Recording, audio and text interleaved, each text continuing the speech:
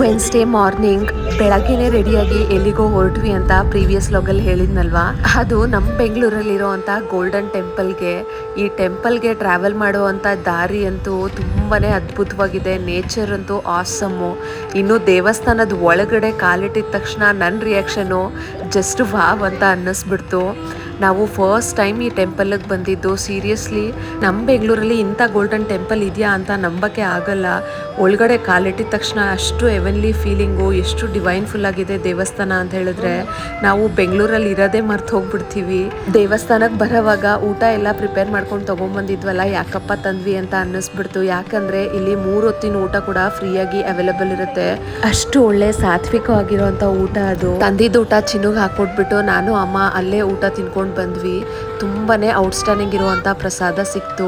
ದೇವರ ಆಶೀರ್ವಾದ ತಗೊಂಡು ಮನೆಗೆ ವಾಪಸ್ ಆದ್ವಿ. ಕಂಪ್ಲೀಟ್ ಇನ್ಫಾರ್ಮೇಷನ್ನ ಡೀಟೇಲ್ ವ್ಲಾಗಲ್ಲಿ ಅಪ್ಲೋಡ್ ಮಾಡಿದ್ದೀನಿ. ಇಂಟ್ರೆಸ್ಟ್ ಇದ್ದರೆ ಚೆಕ್ ಮಾಡಿ.